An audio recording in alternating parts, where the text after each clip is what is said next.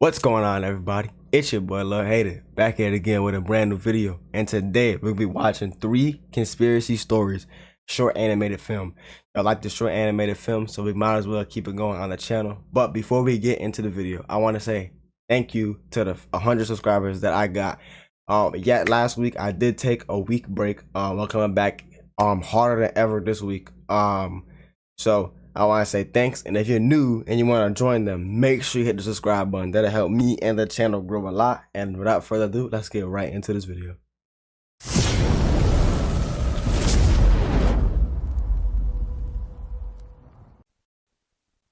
All right. Let's get it.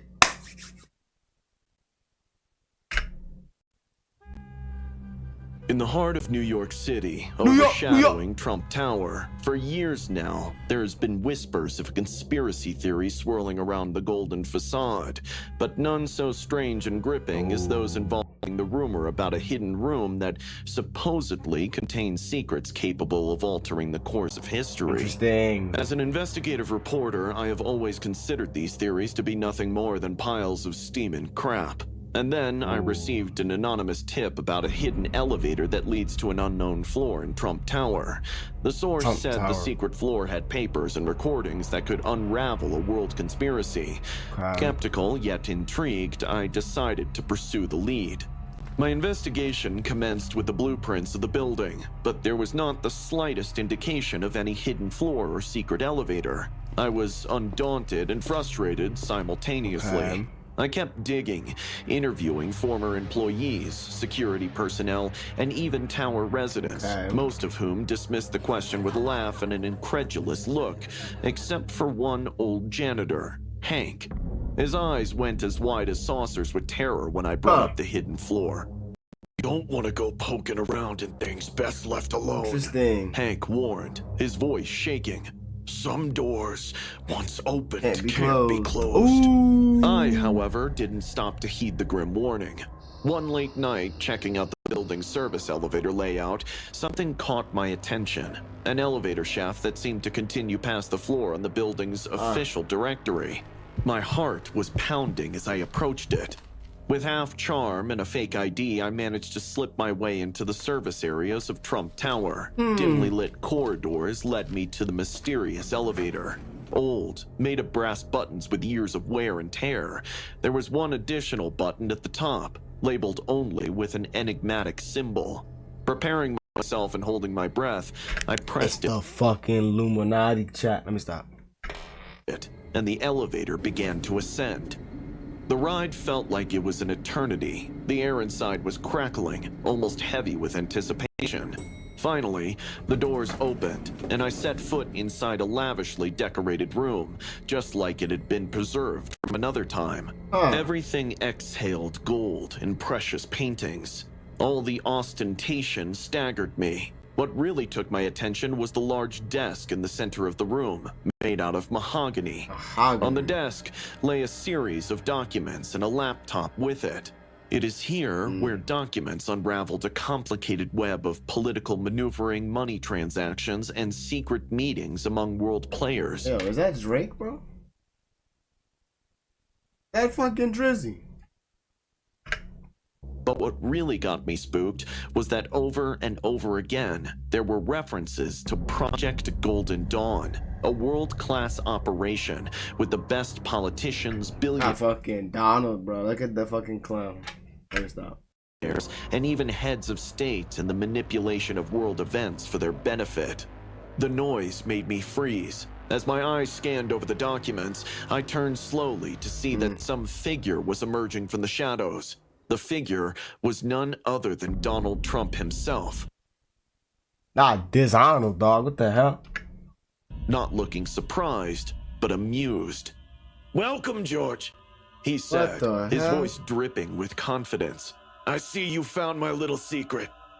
How did he know I would be here? Why had he let me get this far?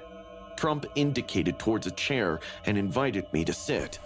"You see, every great empire has its mysteries," he began as he leaned against the desk. "This room, these papers, it's a game. It's a game of power, control, and influence. Not towards me, but towards a network. A global order that runs the world as we know it. A chill ran down my spine. Everything started to get serious. Why are you telling me all this? I asked, my voice steady despite my fear. Trump smiled. For I know something about you. You're no ordinary journalist. You're of that type that feeds on the truth, no matter how dangerous it is. And I need somebody like you. No sooner had it stopped than the sound of accompanying footsteps filled the room just seconds afterward. Several men in black suits entered, their faces all rigid. Trump smiled a bit off to nod at them. You have a choice, okay? He said. Join me and you'll have access to truths beyond your wildest dreams. Or walk away now and this never happened. But remember, the world isn't as it seems. And sometimes knowing too much can be hazardous. Ooh. I was hustled out of the tower by the men in suits. They held on to me insistently, but it could not be called rough. As soon as we came outside and my head started spinning from the huge crowd in New York City, something started settling. I had stumbled across something way larger than any old conspiracy theory. This was a revelation, enough to either make or break my career or life. What would my next move be? The papers I possessed, snapshots of proof positive to the conspiracy. Still, the exposure would lead to a catastrophe. Still, the lure of the truth was irresistible. I looked at my laptop, and the files glared back at me. There was something queer among them. The files existed there with a title, Project Springfield. Opening it, I noticed that within it was references to a popular television series, The Simpsons, and how the show predicted the Trump presidency. Now, that could be a part of the conspiracy. Damn sure did. Ain't that some shit, y'all? Damn sure did. The damn Simpsons, man. Ain't that some shit? Couldn't it? I continued my research and found that the authors of The Simpsons also belonged to the same global network from which Trump originated, but in a very subtle contribution that made this show. In fact, predictions of what would happen were not just coincidences, but the placement of a message and a way to prepare society's subconsciousness and manipulate public opinion. I was chilled to the bone. The documents were alleging that Matt Groening, the creator of The Simpsons, was related to several powerful figures in politics and finance. The show was actually a device with which the public was set up and prepared for events that hadn't even happened yet. Adding one more layer of mystery to my thought, the show seemed to have truly predicted some incidents. In one, Bart Simpson had a sign, a makeshift President Trump sign, in the broadcast years before Trump had even announced his candidacy. Another showed the scene eerily similar to when Trump went down the golden escalator to announce his run for the presidency. It's as if it was some sort of prophecy on that show. Real life coming through in its futuristic dates with uncanny accuracy. I remember one late night while going through the documents, receiving a call from an untraceable number. The voice on the other side was distorted and simply said, "Stop your digging, otherwise you'll have to pay for this." It was a real threat, but I became even more determined then. The truth had to be too important to bury. It all came together when I found a reference to an upcoming event dubbed the Springfield Protocol, expected to coincide with a major political upset. If The Simpsons had it right, if its creators had any inkling of what was really happening, the implications were chilling. The world was being manipulated in ways we couldn't even begin to fathom. As I placed the final full stop in the last paragraph of the article, I already knew it was a big risk. But the world had to know the truth. The enigma of the Golden Tower, the sinister influence behind The Simpsons, the chilling reality of Project Golden Dawn. The world had to know. My life might never be the same, but I was ready. The future depended on it. It's a damn good story, brother. And it could be true. Could be true. What's next? Hold up, before we go any further, yo, let me know if y'all got any conspiracy theories in the comments. I want to know. I want to know what y'all got, what y'all holding on to. Let me know. Is a work of fiction. This is one of the most chilling conspiracy theories surrounding the recent assassination attempt on former President Donald Trump. Imagine this, a shadowy network of government officials, intelligence operatives, and powerful elites, what some refer to as the deep state, plotting in the dark to eliminate Trump because of his anti-establishment stance. It's a theory that sends shivers down your spine, but when you start connecting the dots, the picture that emerges is nothing short of terrifying. The term deep state is often thrown around, but what does it really mean? According to this theory, the deep state is a clandestine network operating within the government and allied elites who wield power independently of elected officials. Their goal?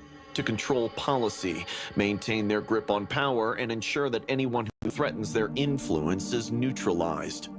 Trump, with his fiery populist rhetoric and disruptive policies, was seen as a direct threat to this entrenched power structure. From the moment he stepped into office, he declared war on the so-called swamp, a term he used to describe the corrupt officials and elites he believed were sabotaging America from within.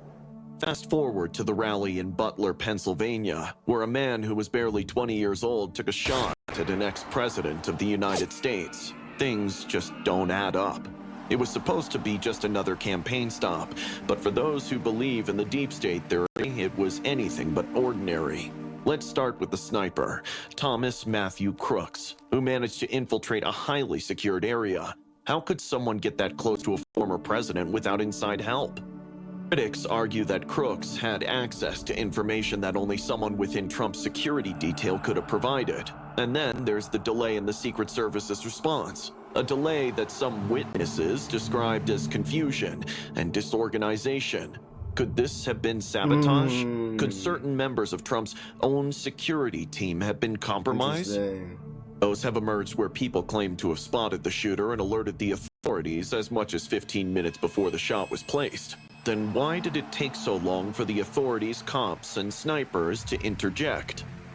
Suspicions don't end there. Surveillance footage from before the rally shows certain security personnel acting strangely. Some were seen leaving their posts, others engaging in what appeared to be covert communications. What were they talking about? Why were they abandoning their stations at such a crucial time? There were the reports of unexplained equipment being brought into the venue. Equipment that, some speculate, could have been used to aid the sniper or disrupt standard security protocols. It's almost as everything was set up to create the perfect opportunity for the attack. Following the assassination attempt, investigations began to unearth some disturbing findings. For one, Thomas Matthew Crooks wasn't just some lone gunman with a grudge, but a pawn in a larger scheme, perhaps. Investigators also found encrypted communications on Crooks' devices. These messages, which could indicate a level of coordination and planning that extended far beyond a simple lone wolf attack. This wasn't just some random act of violence. This was orchestrated, methodical, and deeply sinister. This wasn't the first time something like this had happened. This incident shed light on a disturbing pattern of previous, less publicized attempts on Trump's life and career. From hacking attempts to physical threats, it seemed like there was a sustained campaign to destabilize and eliminate him. A campaign that had been running almost since the day he announced his candidacy. So what could drive the deep state to such lengths? The answer lies in power. Power and control. Trump's rhetoric and policies were a direct threat to the entrenched interests that have been quietly pulling the strings of American politics for decades. His promise to drain the swamp wasn't just a catchy slogan. It was a declaration of war against those who made the swamp their home. His aggressive stances on immigration, trade, and foreign relations disrupted long-standing agreements and practices that benefited the deep state. For them, allowing Trump to succeed was simply not an option. It would set a dangerous precedent, encouraging other populist leaders to rise up and challenge their authority. In their eyes, Trump's removal was not just necessary, it was essential to safeguard their dominance. Whether people believe in the deep state theory or not, the assassination attempt on Donald Trump has undoubtedly sparked intense debate and scrutiny. The anomalies at the rally, the connections uncovered during this theory here. I think this is a bunch of bullshit. investigations and the broader implications of a possible deep state involvement create a compelling narrative that continues to capture the public's imagination. As always, we encourage you to do your own research and form your own opinions on these complex and controversial topics. Indeed. Very much so. This is one of the most sensational and controversial conspiracy theories surrounding the assassination This attempt man's on voice is so calming, bro. Like, no Diddy. It's so calming. former President Donald Trump. Sleep. Imagine this: Trump, aware that his popularity is slipping, why the fuck is every theory about Trump? What's going on? Crooked guy, huh? Crooked guy. Once ironclad grip on the electorate loosening, devises a plan so audacious, so unprecedented that it would either catapult him back to the top or seal his fate in the annals of political history. The theory goes that Trump himself orchestrated the assassination attempt as a calculated move to boost his popularity during hold up. Wait a minute now. We could be onto something here. Let's keep watching. Moment in the presidential race. It's a bold claim, but let's dive into the details, examining events at the rally and subsequent discoveries that led credence to this shocking notion. Picture the scene: a rally in Butler, Pennsylvania. The air is thick with anticipation, the crowd swelling, perhaps larger than expected given Trump's recent slump in the polls. And then, the unthinkable happens. A shot rings out, the crowd panics, and Trump miraculously survives.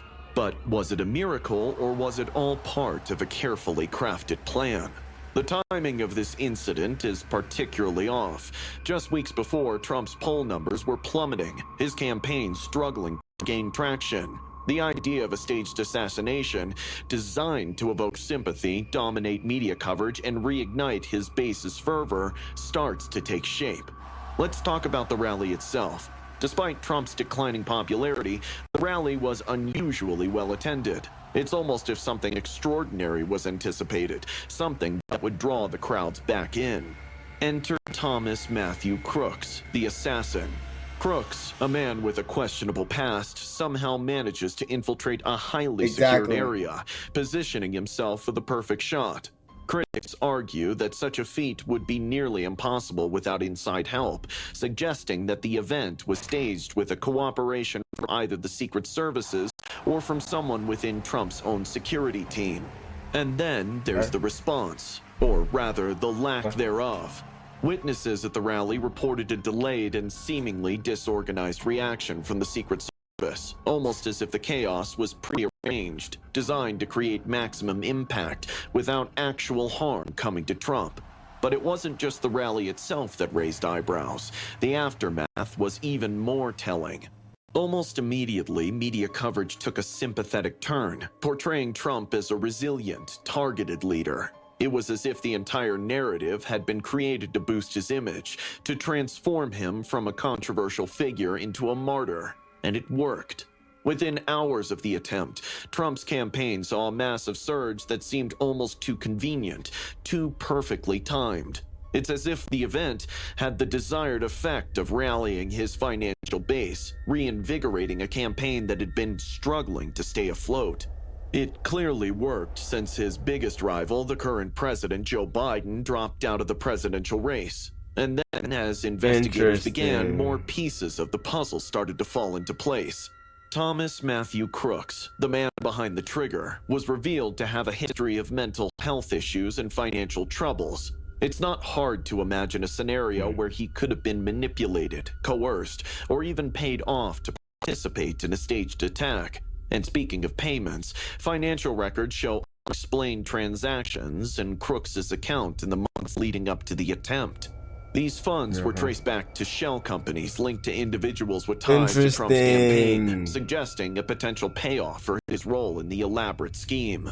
But it doesn't stop there. Analysts who dug deeper into Trump's campaign expenditures noticed irregularities, significant sums allocated to vague security enhancements, and crisis management services shortly before the rally.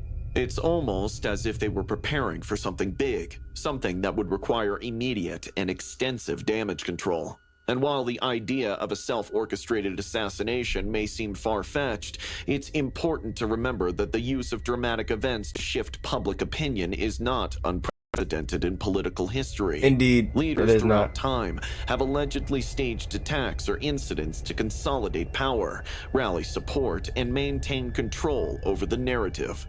In this context, Trump's involvement in such a scheme starts to make a twisted kind of sense. Known for his media savvy and his willingness to employ unconventional tactics, Trump's orchestrating of an assassination attempt on himself could be seen as a logical extension of his approach to maintaining relevance and control.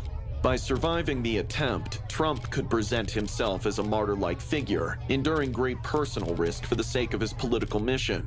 This narrative would not only garner deep sympathy and loyalty among his supporters, but also allow him to reinforce the idea that he is constantly under attack by powerful adversaries, whether they are political Not opponents, Barack. the Get media, Barack or off even my the screen. so-called deep state. Barack is The the guy. psychological He's the and GOAT, respectfully. socio-political implications of such an Let's event get him are back in profound. office. Let's get Barack back. Let's do that. The dramatic nature of an assassination attempt guarantees extensive media coverage, allowing Trump to dominate the news cycles and overshadow his political rivals. And by framing the opposition or other entities as responsible for the attack, Trump could strategically discredit them, rallying public support against perceived common enemies. The theory, while controversial, offers a captivating and believable explanation for the anomalies surrounding the assassination attempt. Whether you believe in it or not, it's undeniably a narrative that many agree to.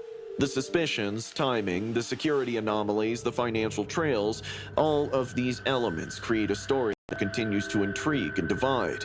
As always, we encourage you to research, question, and critically evaluate the information to form your own conclusions. It was all done on purpose, guys. Nobody believed the shit that it wasn't. All right, nobody believed that. That shit was done on purpose. Respectfully speaking, that's all I'm saying. All right, but you know, everybody has their own opinions on everything. So you guys do what you guys want to do. I'm gonna do what I want to do. I'm just gonna sit in the sidelines, but y'all do what y'all want to do, because I think both candidates are horrible. I don't think we should be voting for nobody. Like I said, let's get Barack back in there and let's run it back for another 8 years. That's what I'm saying. But that is gonna end the video off. Like I said, in the previous clip, I did take a week off. I needed some personal time. I've been just working and making videos, man. This shit is a lot. So we're gonna come back this week. Unfortunately, I did not get the Evo in Forza Horizon 5. I was out of town. I didn't have the chance to get it. Kind of bummed about that. That was gonna be a video. So we're gonna get this Forza car. I don't know what it is. Quite frankly, I really don't. And then we'll make a video on last week's second Forza car. So that's what we're gonna do this week. So this week there will be 5 videos, maybe 4 at the least. We got this video coming out. We got a Trying to Laugh coming out. We got a 2 Forza videos coming. My fault. So it'll be 5. 2 Forza videos coming out, as well as a Call of Duty video coming out. The new Call of Duty season. I played 1 game. I'm very excited to put that content out. I cannot wait. But yes, I want to thank y'all from the bottom of my heart for getting me to 100 subs. Matter of fact, let's go. I'll pull that up right quick. I want to thank y'all so much, man. This is like, wow. Like, honestly, wow. So let me go ahead and insane. Look at that. That is insane. Let me zoom in. That is crazy. So like I said, I want to thank y'all from the bottom of my heart. I really appreciate it. And again, if you're new to the channel, man, and you like what I'm doing and you want to see more, man, let's hit the subscribe button. That helps me, the channel, you know, and just, you know, it just helps out so much, you know. And if you like these videos, man, make sure you like. If you like the video, I know that you like it. I can keep doing it. You feel what I'm saying? But yes, without further ado, I am gonna holler at y'all next time. Like I said, there could be a crap ton of videos this week, so let's get this party started. But yeah, I'll see y'all next time, and peace out.